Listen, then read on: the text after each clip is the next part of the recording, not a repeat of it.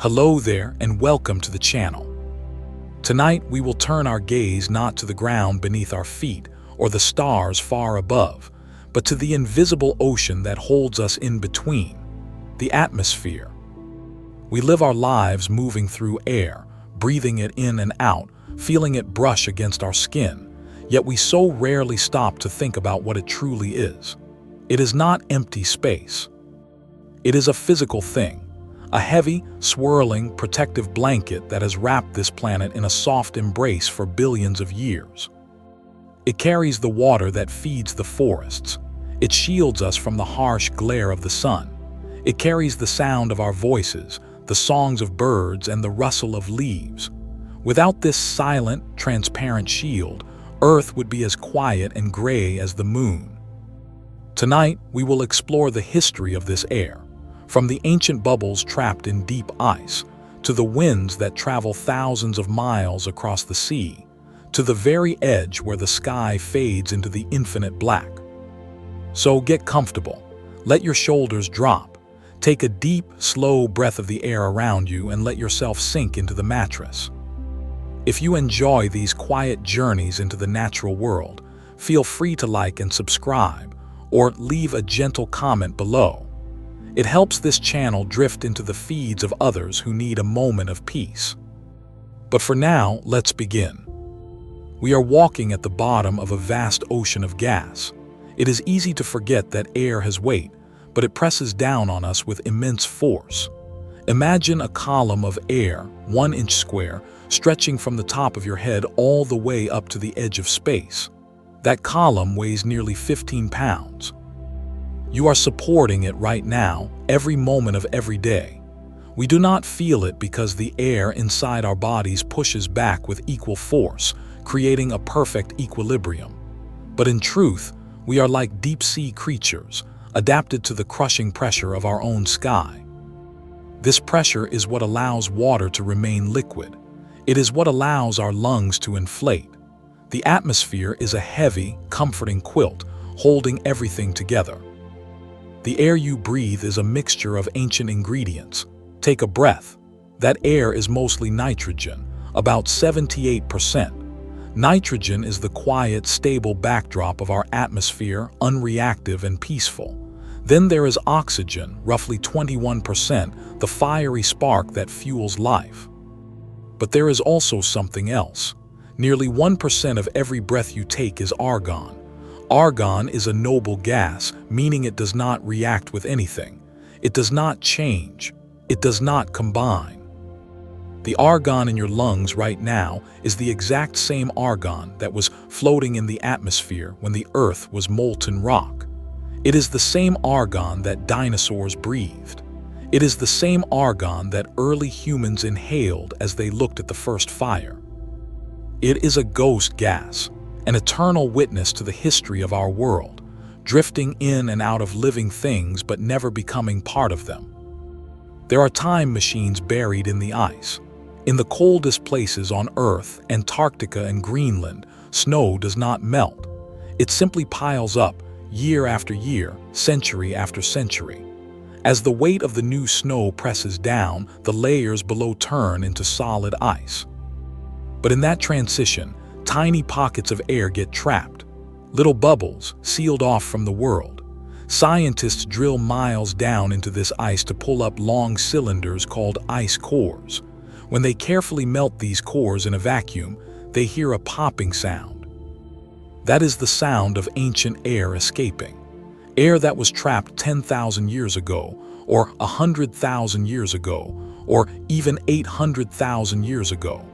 By analyzing that air, they can tell us exactly what the weather was like before civilization began. They can taste the atmosphere of the ice ages. It is the planet's diary, written in bubbles, waiting to be read.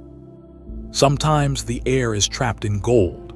Millions of years ago in ancient forests, coniferous trees wept sticky resin. Sometimes this resin would flow over a patch of bark or a leaf, trapping a tiny pocket of air before hardening into amber. These amber gemstones are famous for preserving insects, but for atmospheric scientists, the prize is the bubble itself. Inside that golden prison lies a breath of the Cretaceous period. Studies of this trapped air suggest that at various times in the deep past, oxygen levels were much higher than they are today, perhaps as high as 35%. This oxygen-rich air allowed life to grow to monstrous proportions. Dragonflies with wingspans like eagles, millipedes as long as a car. They thrived in a thick, rich atmosphere that we can only imagine, a world fueled by a supercharged sky. The atmosphere has a distinct architecture. We live in the lowest layer, called the troposphere. This is where all the weather happens. It is where the clouds form, where the rain falls, and where the winds blow. It extends only about 7 miles up. Compared to the size of the Earth, this layer is thinner than the skin of an apple. Yet, it contains 80% of the atmosphere's total mass. Everything we know, every storm, every sunset, every breath, happens in this thin, hugging layer. Above it, the air changes. It becomes calm, stratified, and silent.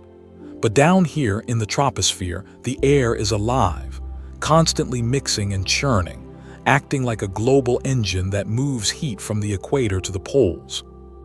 Above the weather lies the stratosphere. If you have ever been in an airplane that climbed through a layer of clouds and emerged into smooth, crystal-clear sunshine, you have touched the edge of the stratosphere. In this layer, the air does not churn. It flows in flat, horizontal sheets. It is a place of profound calm. This is also the home of the ozone layer. Ozone is a molecule made of 3 oxygen atoms, and it performs a silent miracle. It absorbs the sun's most dangerous ultraviolet radiation. Without this invisible shield, the surface of the Earth would be sterile and burned.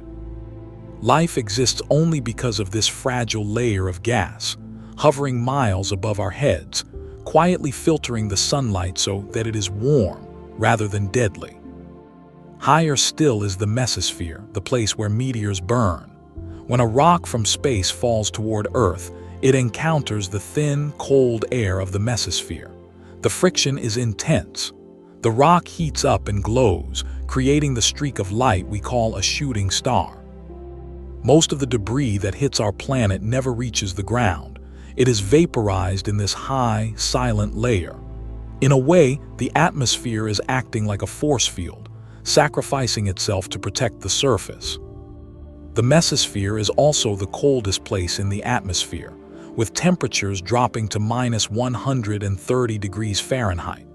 It is a zone of ice and fire, where the air is too thin to breathe, but thick enough to turn stone into light. Then comes the thermosphere, the home of the auroras. In this layer, the air is incredibly thin, yet it is the canvas for one of nature's most beautiful displays. When charged particles from the sun strike the sparse atoms of oxygen and nitrogen up here, they become excited and glow. Oxygen gives off a green or red light. Nitrogen glows blue or purple. These are the northern and southern lights. They are not weather, they are visible chemistry. They are the atmosphere singing in color as it deflects the solar wind. To stand in the Arctic and look up is to see the magnetic field of the Earth painting the sky, a silent reminder that our planet is interacting with the sun in ways we rarely perceive. The atmosphere has no true ceiling. We often ask where space begins. There is a line drawn by scientists called the Kármán line, 62 miles up, but nature does not draw lines. The atmosphere simply gets thinner and thinner, fading away into the void. This outer layer is called the exosphere. Here, atoms of air are so far apart that they can travel for hundreds of miles without hitting another atom. Some of them are moving fast enough to escape Earth's gravity entirely, drifting off into deep space. Our planet is slowly leaking a tiny amount of air, a faint tail of gas trailing behind us as we orbit the sun. It is a reminder that the atmosphere is not a solid container, but a cloud of gravity-held gas, delicate and open to the cosmos. The first atmosphere was nothing like today's. When the Earth was young, 4.5 billion years ago, the sky was pinkish-orange and the air was toxic. It was a hellish mix of carbon dioxide, methane, ammonia, and water vapor, spewed from thousands of volcanoes. There was no free oxygen. If you had stood on that ancient Earth, you would have suffocated instantly. The oceans were green with iron, and the sky was heavy and oppressive. For half of Earth's history, the air was a poison to life as we know it. It took a microscopic miracle to change the sky. Tiny creatures terraformed the planet. About 2.5 billion years ago, something evolved in the oceans. Cyanobacteria. These blue-green algae figured out how to use sunlight to make food, a process called photosynthesis. As a waste product, they released a gas that was poisonous to almost everything else alive at the time: oxygen. For millions of years, these tiny microbes pumped oxygen into the water and the air. It rusted the iron in the oceans, turning them red. Eventually, the oxygen flooded the skies, wiping out the ancient anaerobic life and creating the clear, blue, breathable atmosphere we have today. Every breath you take is a gift from those ancient, microscopic ancestors. They built the sky, molecule by molecule. Clouds are the floating rivers of the sky. At any given moment, about 60% of the Earth is covered in clouds. But a cloud is not just vapor, it is heavy. A typical fluffy white cumulus cloud, the kind you might draw in a picture, weighs about 1 million pounds. That is the weight of 100 elephants, floating effortlessly above your head. It stays aloft because the droplets are so tiny that the rising warm air pushes them up faster than gravity pulls them down. These floating reservoirs carry fresh water from the oceans to the center of continents.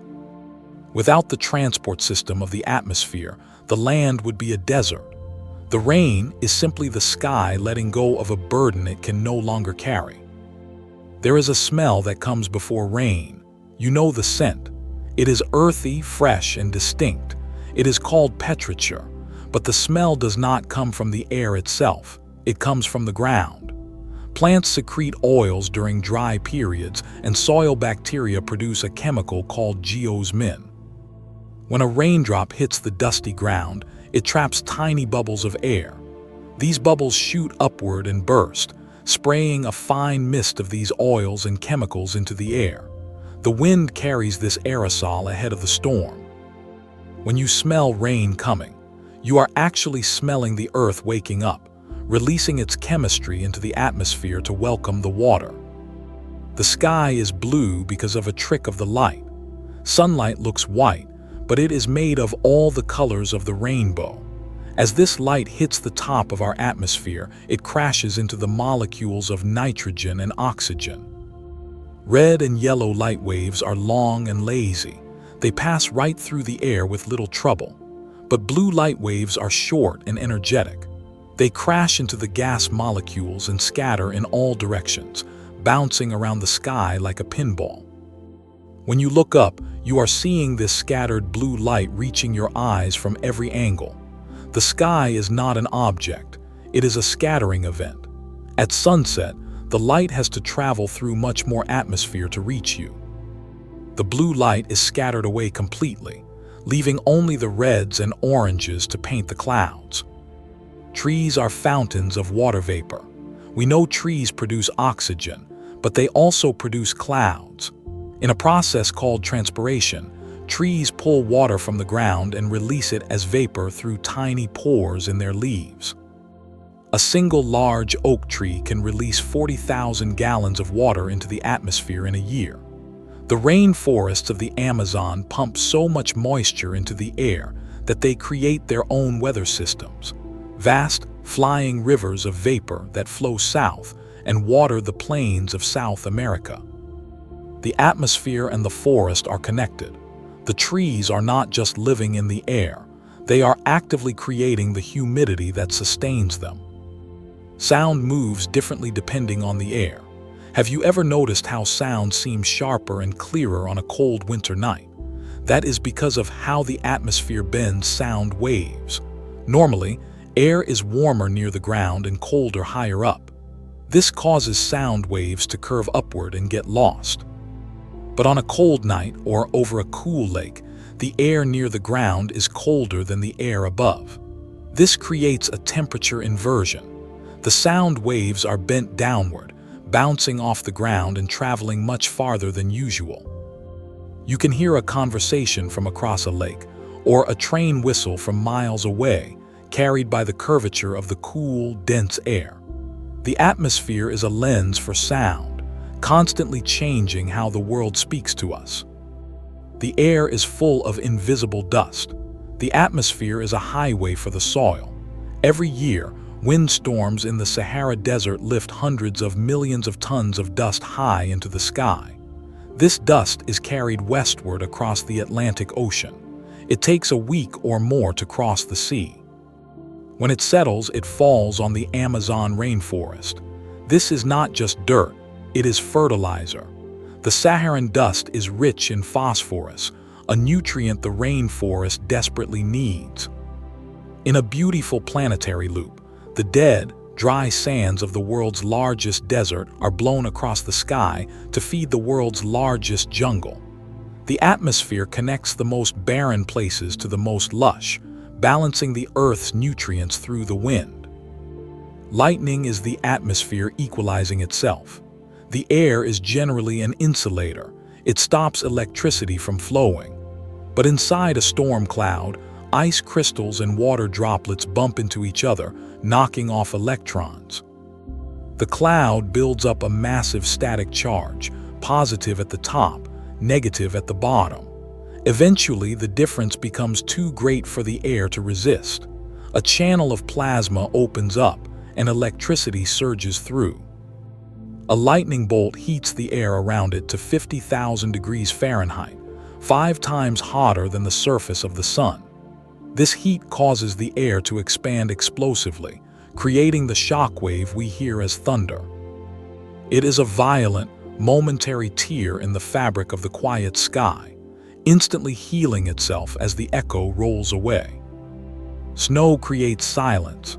When snow falls, the world seems to go quiet.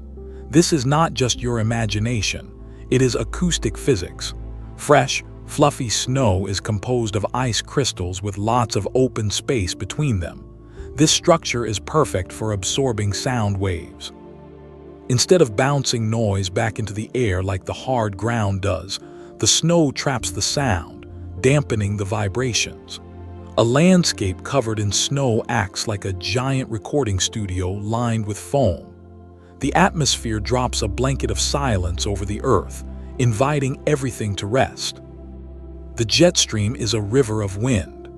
High above us, at the boundary where the warm tropical air meets the cold polar air, there is a fast-moving ribbon of wind called the jet stream. It flows from west to east at speeds of over 200 miles per hour.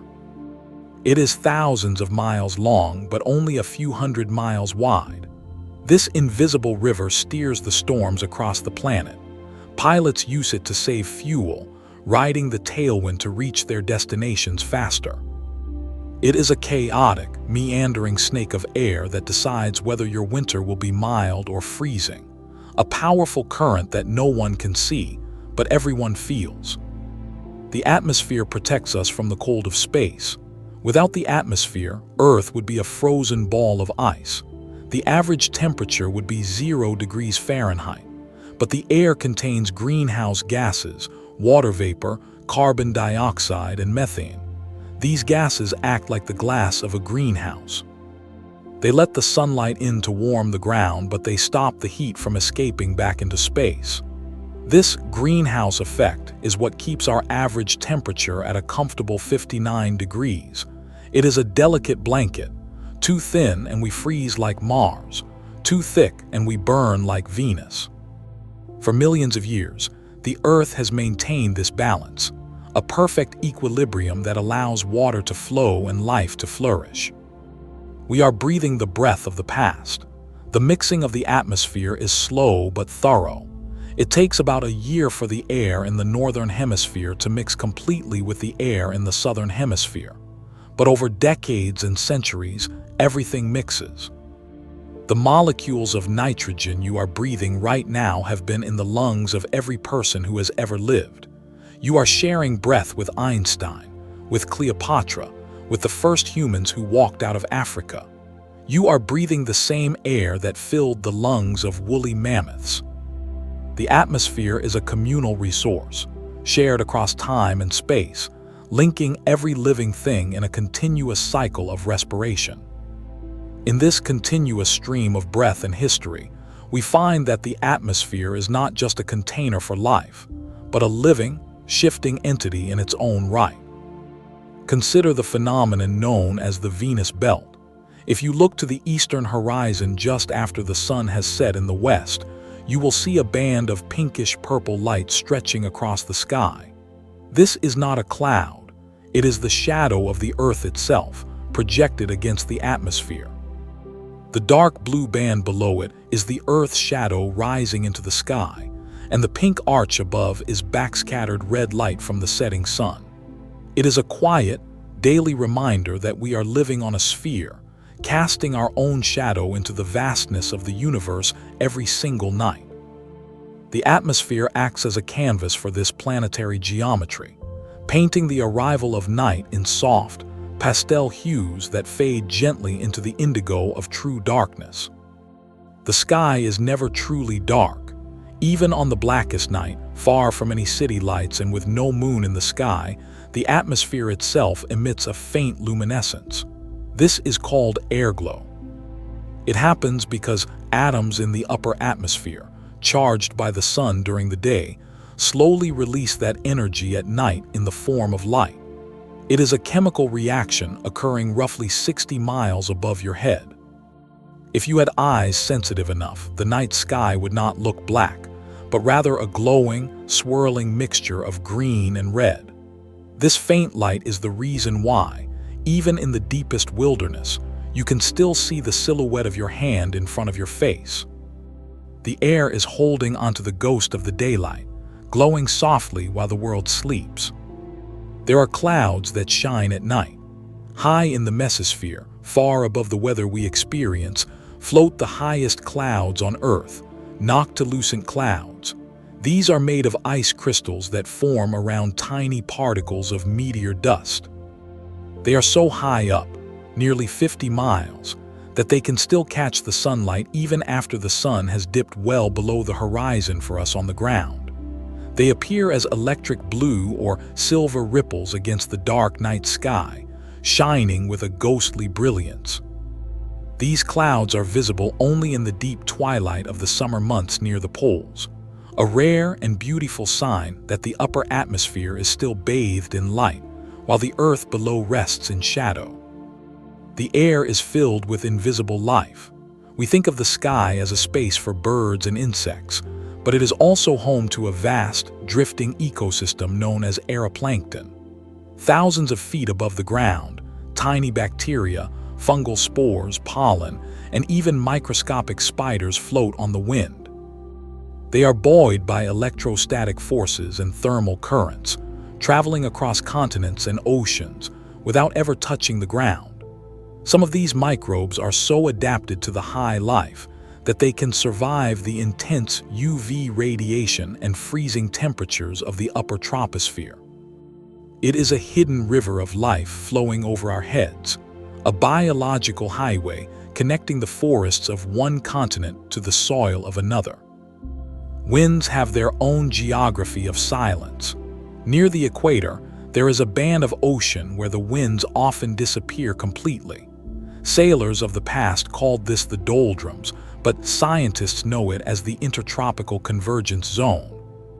Here, the trade winds from the north and south meet and neutralize each other. The warm air rises straight up rather than blowing across the water, creating a vacuum of horizontal movement. For weeks, the sea can be perfectly flat, a mirror of glass reflecting the clouds. It is a place of profound stillness on a planetary scale, where the chaotic energy of the atmosphere pauses, takes a deep breath, and rises vertically into the sky, leaving the surface in a heavy, humid silence. The wind does not blow in a straight line. Because the Earth is spinning beneath the atmosphere, the air is constantly being deflected. This is called the Coriolis effect. In the northern hemisphere, wind curves to the right. In the southern hemisphere, it curves to the left. This invisible force is what gives hurricanes their spiral shape. It is a gentle, constant nudging that ensures the atmosphere is always in rotation. Without this spin, the weather would be simple and direct. With it, the air becomes a complex, swirling dance, weaving patterns that look like galaxies when viewed from space. The spin of the planet is written into the path of every breeze. There is a specific wind that eats snow. On the eastern slopes of the Rocky Mountains, a warm, dry wind sometimes sweeps down in the winter. It is called the Chinook, a Native American name often translated as snow eater. The physics of this wind are fascinating. As moist air from the Pacific rises over the mountains, it drops its rain and snow on the western side. By the time it crests the peak and descends the other side, it is dry and compresses rapidly, heating up. A Chinook can raise the temperature by 50 degrees Fahrenheit in a matter of hours.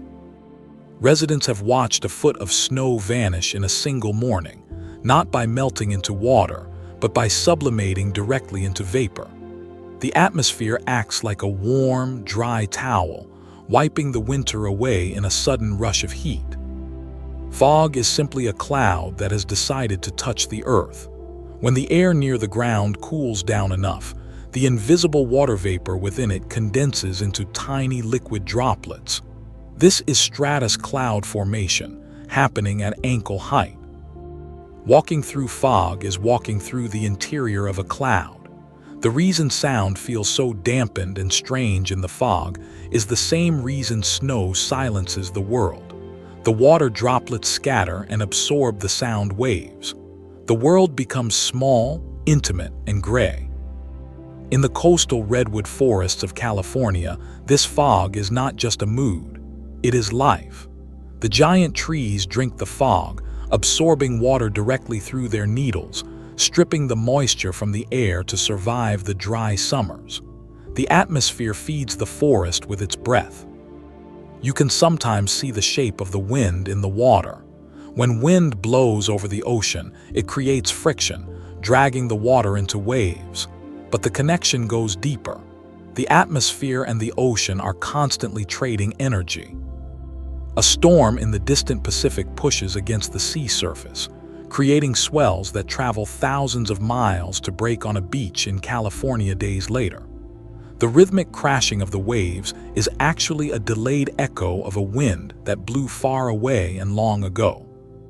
The ocean is the memory of the wind, storing its energy and releasing it slowly against the shore. When you listen to the surf, you are listening to the atmosphere's past.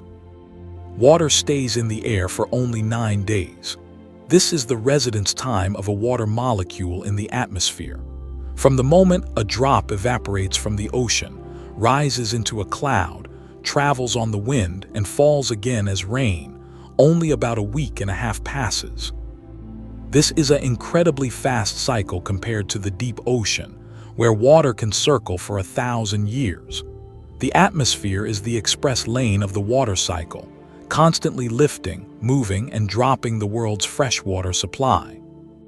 It is a system of rapid renewal, ensuring that the water in a mountain stream is always fresh, delivered by the ceaseless work of the sky. There are invisible elevators everywhere. The sun heats the ground unevenly. A dark parking lot or a plowed field gets hotter than a green forest or a lake. This hot ground warms the air directly above it, causing it to expand and rise in a column called a thermal. We cannot see these rising pillars of air, but birds can. Hawks, eagles, and vultures find these thermals and circle inside them, riding the rising air thousands of feet up without ever flapping their wings. They are surfing the invisible topography of the heat, using the atmosphere's buoyancy to defy gravity. Glider pilots use them too, reading the sky to find lift. The air is not a static void. It is a landscape of rising mountains and falling valleys that only the winged can see. The air creates a mirage called Fata Morgana. In the cold waters of the Arctic or the Straits of Messina, light passing through layers of air with different temperatures can bend in complex ways. This can make distant objects like ships or islands appear to float in the sky, or look stretched and distorted like towering castles. Sailors throughout history have reported seeing phantom cities and flying ships, only to have them vanish as the air shifted. These are not hallucinations, they are optical physics.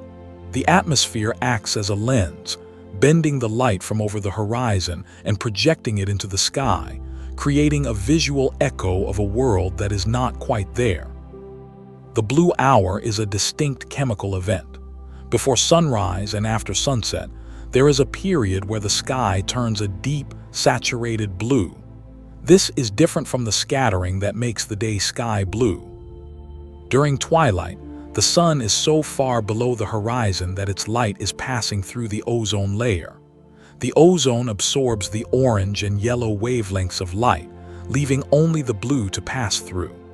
This phenomenon, known as Chapuis absorption, gives the twilight sky its moody, rich color.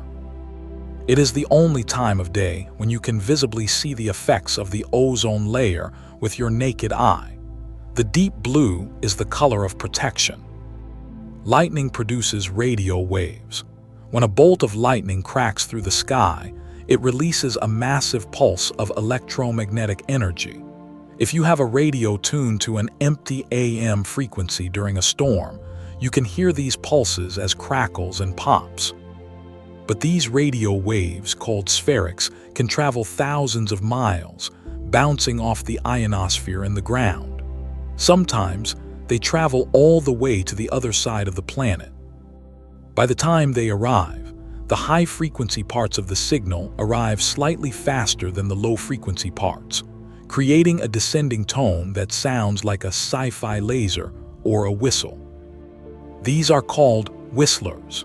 Radio operators listen to them as the music of the atmosphere, a global symphony of electrical discharges ringing around the planet. Space has a smell and the atmosphere catches it.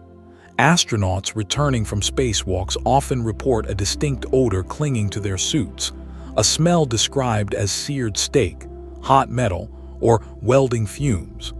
This is the smell of high-energy atomic oxygen clinging to the fabric.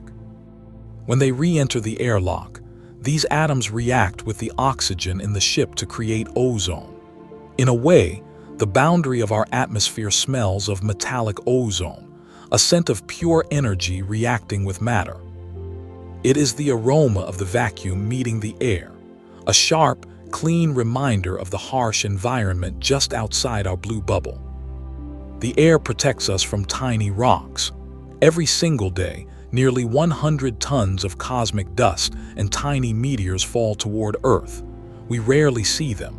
They hit the atmosphere at speeds of up to 45,000 miles per hour. The air, though it feels soft to us, acts like a wall of concrete at those speeds. The friction vaporizes these intruders instantly. This constant rain of microscopic dust settles slowly through the atmosphere, eventually landing on our roofs, in our hair, and on the ocean floor. Over billions of years, this dust adds up.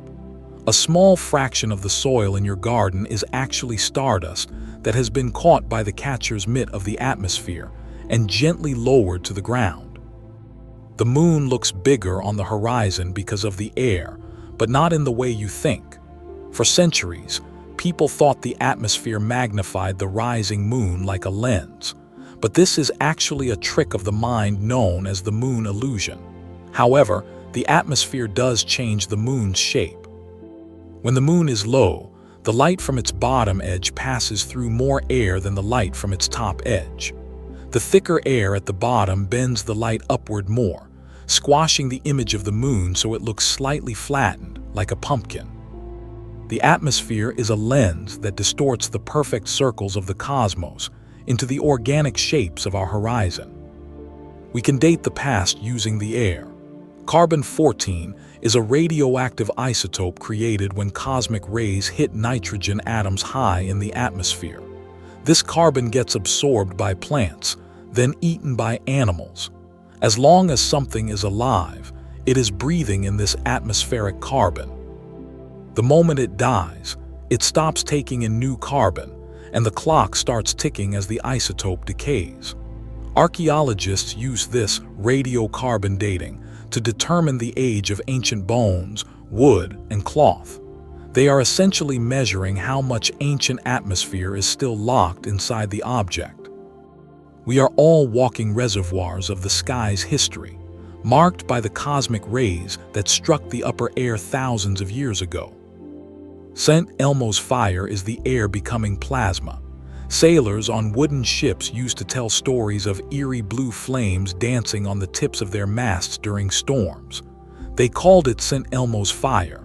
This is not fire at all, but a coronal discharge. When the electric field in the atmosphere becomes incredibly strong, just before a lightning strike, it can tear electrons off the air molecules near sharp objects. The air itself becomes a glowing plasma, humming with energy. It is a sign that the tension in the sky is about to break.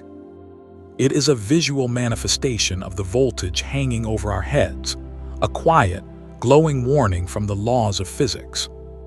The atmosphere is a shield against the solar wind. The sun is constantly blasting a stream of charged particles toward us at 1,000,000 miles per hour.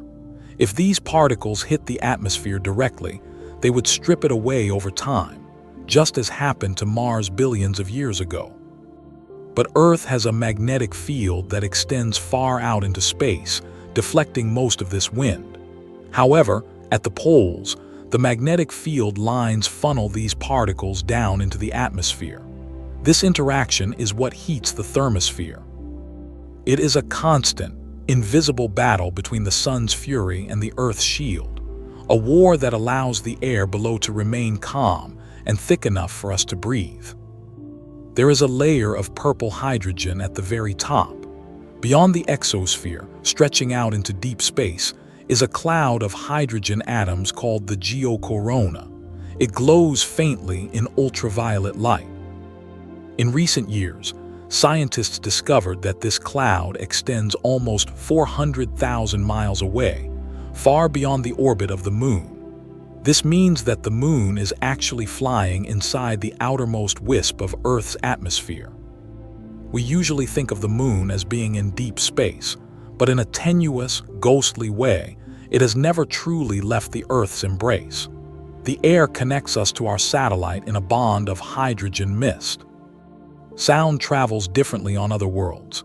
If you were to stand on Venus, the atmosphere is so thick, 90 times denser than Earth's, that sound would travel faster and feel heavier. Your voice would sound deeper, as if you were speaking through a thick fluid. On Mars, the atmosphere is so thin that sound dies away almost instantly. A scream on Mars would sound like a whisper that travels only a few yards before being swallowed by the silence. Earth's atmosphere is the perfect medium for the symphony of life. It is dense enough to carry the song of a whale through the water and the call of a bird through the air, but thin enough to let the light of the stars pass through. It is tuned perfectly for communication. The air breathes for the ocean.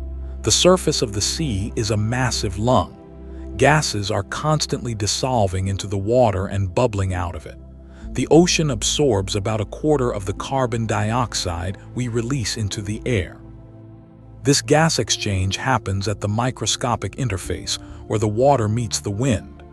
Billions of tiny breaking waves and whitecaps increase the surface area, allowing the ocean to inhale what the sky exhales. It is a slow, global respiration that helps regulate the temperature of the planet.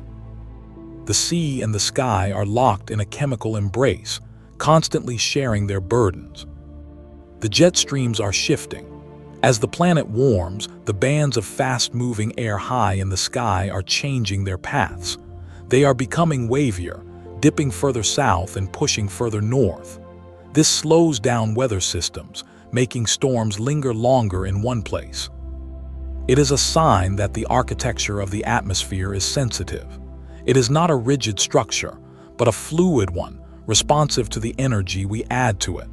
The air is adjusting its flow, seeking a new equilibrium in a changing world. Volcanoes are the architects of the air. When a massive volcano erupts, it injects sulfur dioxide into the stratosphere. These particles reflect sunlight, cooling the Earth for years. The eruption of Mount Pinatubo in 1991 cooled the global temperature by half a degree. But going back further, it was volcanoes that created the primordial atmosphere in the first place.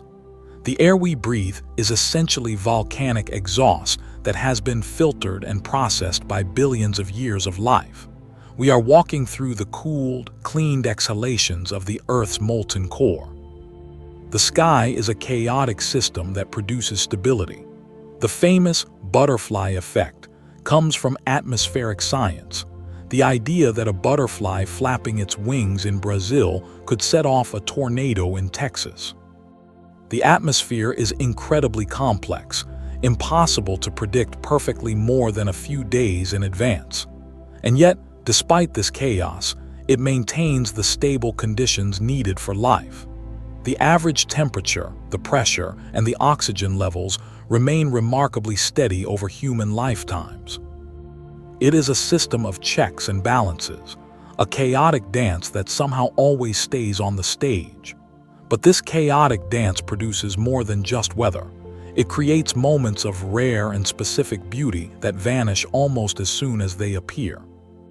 If you look to the eastern horizon just after the sun has set in the west, you will often see a soft, pinkish band stretching across the sky. This is not a cloud, nor is it a reflection of the sunset itself. It is a phenomenon called the belt of Venus. It is created when the red light of the setting sun backscatters off the atmosphere high above the ground.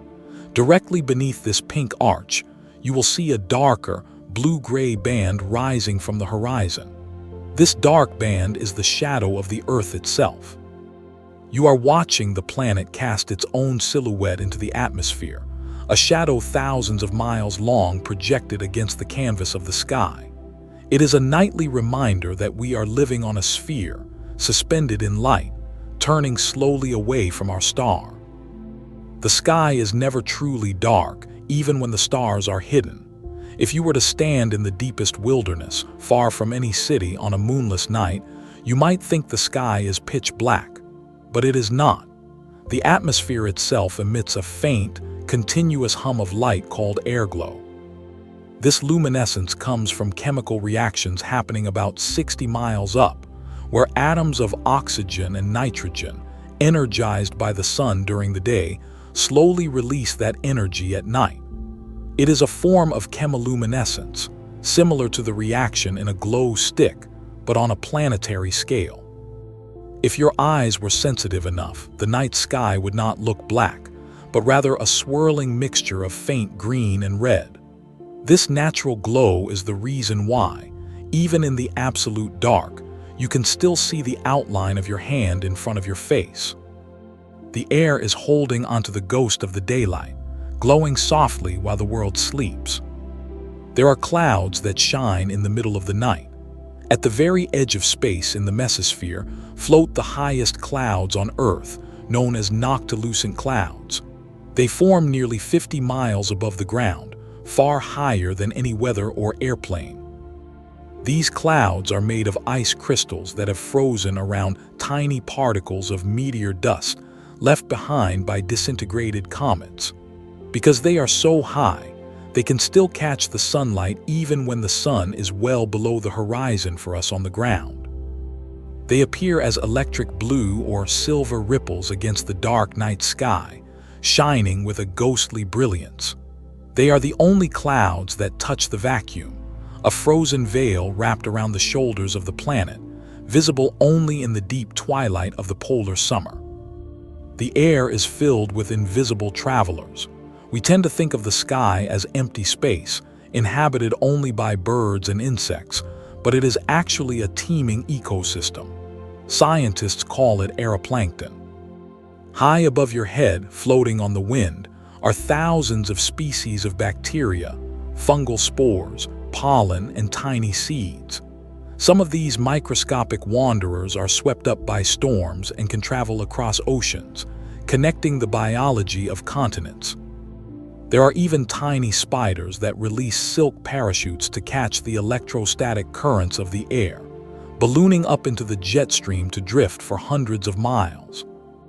The atmosphere is a biological highway, a river of life that flows silently over our roofs, carrying the genetic history of the world to new and distant soils. There are places in the ocean where the wind simply stops. Near the equator, there is a band of water where the trade winds from the northern and southern hemispheres meet and neutralize each other. This is the intertropical convergence zone, known to sailors for centuries as the doldrums. In this zone, the intense heat of the sun causes the air to rise straight up into the sky rather than blowing horizontally. For weeks at a time, the ocean here can be perfectly flat, a mirror of glass reflecting the clouds, with no breath of wind to fill a sail. It is a place of profound stillness on a planetary scale, where the chaotic energy of the atmosphere pauses, takes a deep breath, and rises vertically, leaving the surface in a heavy, humid silence. The wind does not blow in a straight line. Because the Earth is spinning beneath the atmosphere, every gust of wind is constantly being deflected. This is known as the Coriolis effect. In the northern hemisphere, the wind always curves to the right. In the southern hemisphere, it curves to the left. This invisible force is what gives hurricanes their spiral shape and what steers the great currents of the air. Without this spin, the weather would be simple and direct. With it, the air becomes a complex, swirling dance weaving patterns that look like galaxies when viewed from space. The rotation of the planet is written into the path of every breeze that brushes your cheek. There is a wind that eats snow. On the eastern slopes of the Rocky Mountains, a warm, dry wind sometimes sweeps down in the winter. It is called the Chinook, a Native American name that means snow eater. The physics of this wind are fascinating. As moist air rises over the mountains from the west, it drops its rain and snow. By the time it crests the peaks and rushes down the other side, it is bone dry and heats up rapidly due to compression. A Chinook wind can raise the temperature by 40 degrees Fahrenheit in a matter of minutes. Residents have watched a foot of snow vanish in a single morning, not by melting into water, but by sublimating directly into vapor. The atmosphere acts like a warm, dry towel, wiping the winter away in a sudden rush of heat. Water has a fleeting memory in the sky. A drop of water in the deep ocean might circulate for 1,000 years before it returns to the surface. But in the atmosphere, water is a sprinter. The residence time of a water molecule in the air, from the moment it evaporates to the moment it falls as rain, is only about 9 days. This means the entire river of water flowing over our heads is completely replaced 3 times a month.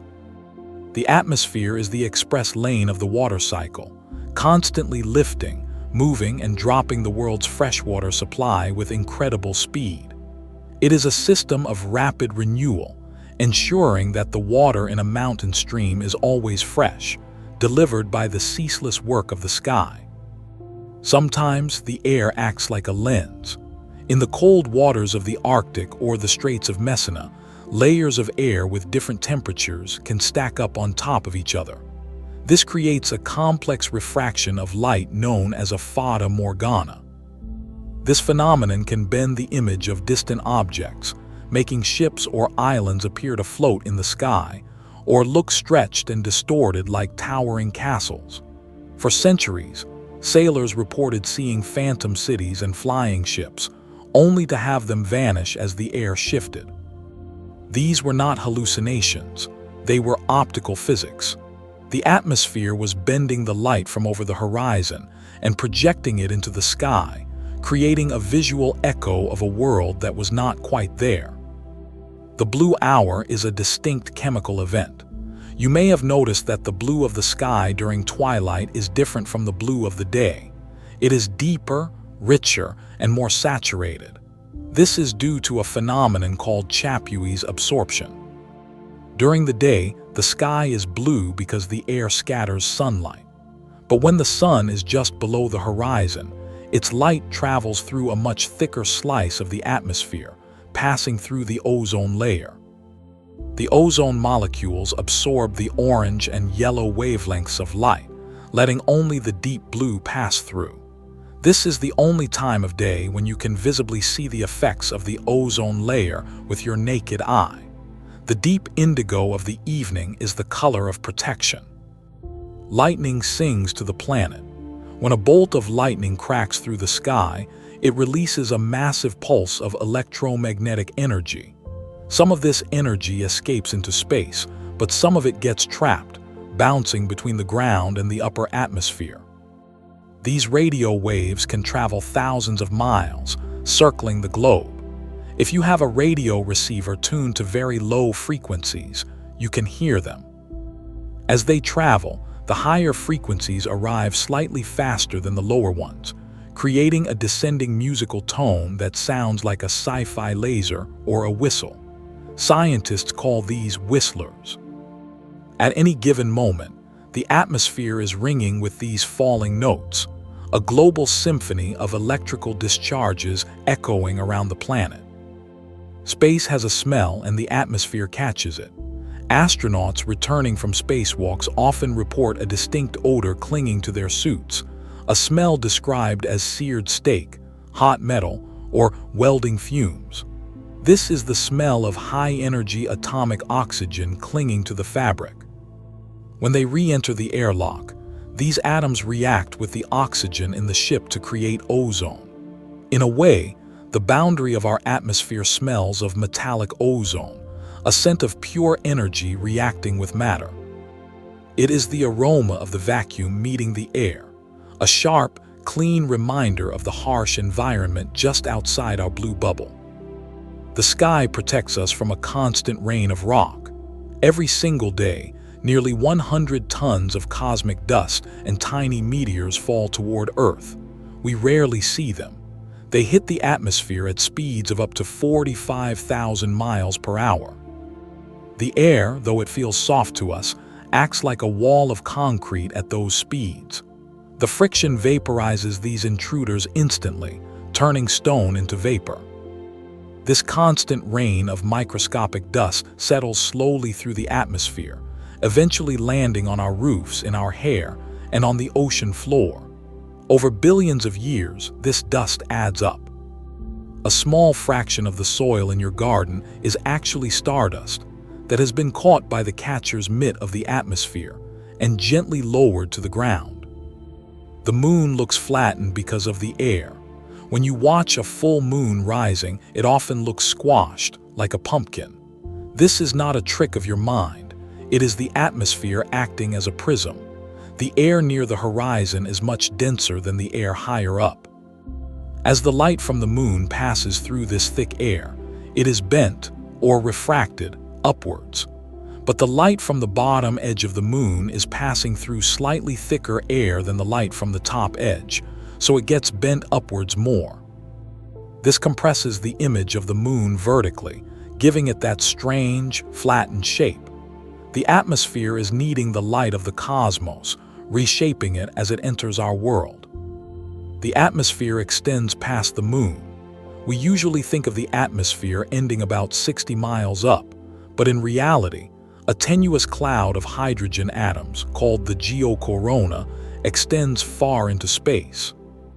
Recent discoveries have shown that this cloud reaches up to 390,000 miles away, almost twice the distance to the moon.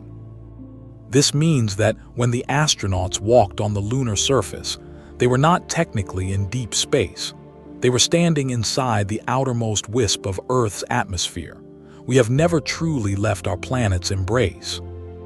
The air connects us to our satellite in a bond of hydrogen mist that glows faintly in ultraviolet light. Sound travels differently on other worlds. If you were to stand on Venus, the atmosphere is so thick, 90 times denser than Earth's, that sound would travel faster and feel heavier. Your voice would sound deeper, as if you were speaking through a thick fluid. On Mars, the atmosphere is so thin that sound dies away almost instantly. A scream on Mars would sound like a whisper that travels only a few yards before being swallowed by the silence. Earth's atmosphere is the perfect medium for the symphony of life. It is dense enough to carry the song of a whale through the water and the call of a bird through the air, but thin enough to let the light of the stars pass through. It is tuned perfectly for communication. The ocean breathes. The surface of the sea is a massive lung. Gases are constantly dissolving into the water and bubbling out of it. The ocean absorbs about a quarter of the carbon dioxide we release into the air. This gas exchange happens at the microscopic interface where the water meets the wind. Billions of tiny breaking waves and whitecaps increase the surface area, allowing the ocean to inhale what the sky exhales. It is a slow, global respiration that helps regulate the temperature of the planet. The sea and the sky are locked in a chemical embrace, constantly sharing their burdens. There is fire that is not fire.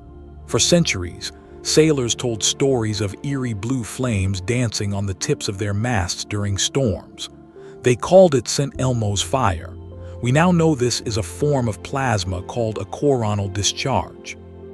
When the electric field in the atmosphere becomes incredibly strong, just before a lightning strike, it can tear electrons off the air molecules near sharp objects. The air itself becomes a glowing plasma, humming with blue light. It is a sign that the tension in the sky is about to break. It is a visual manifestation of the voltage hanging over our heads, a quiet, glowing warning from the laws of physics. Above the lightning, there are sprites. For a long time, pilots reported seeing strange red flashes above thunderstorms, but no one believed them. We now know they were seeing sprites. These are massive, jellyfish-shaped bursts of red electrical light that occur high in the mesosphere, far above the storm clouds. They are triggered by powerful lightning strikes below, shooting energy upwards instead of down. They last for only a few milliseconds, a fleeting, ghost-like discharge that connects the weather of the lower sky to the ionosphere of space. It is a hidden layer of the storm, a secret conversation between the clouds and the stars. The air remembers the volcanoes. When a massive volcano erupts, it injects sulfur dioxide into the stratosphere. These particles reflect sunlight, cooling the Earth for years. The eruption of Mount Pinatubo in 1991 cooled the global temperature by half a degree. But going back further, it was volcanoes that created the primordial atmosphere in the first place.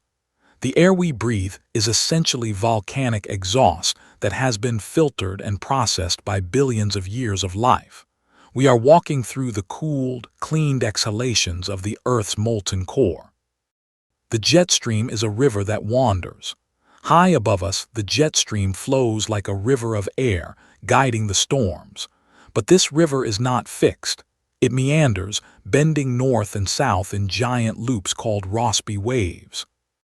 These waves are what bring sudden cold snaps to the south or heat waves to the north.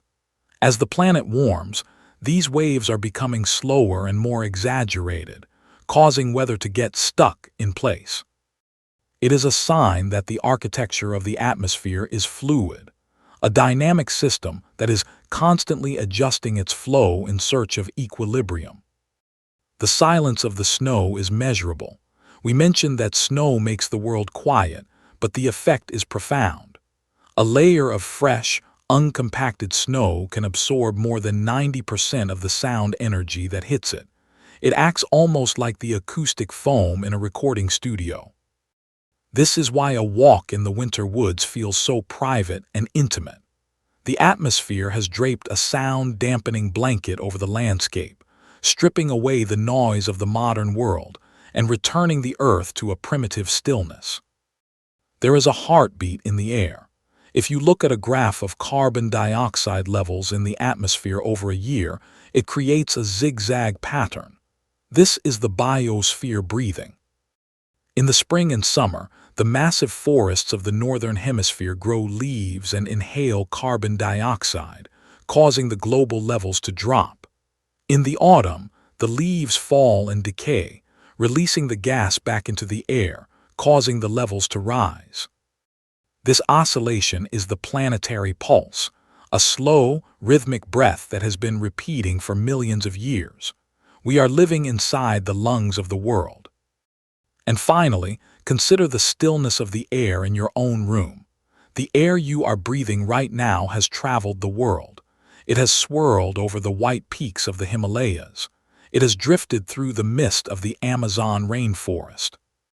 It has been frozen in a snowflake and evaporated from a tropical sea. It has held the song of a bird and the roar of a storm. But now it is here, quiet, still, resting around you. It is the same air that has held the earth safe for billions of years, a soft, invisible ocean that connects us all. So let yourself float in it. Let the weight of the day evaporate like mist in the morning sun. You are safe. You are part of the sky. Sleep well. Good night.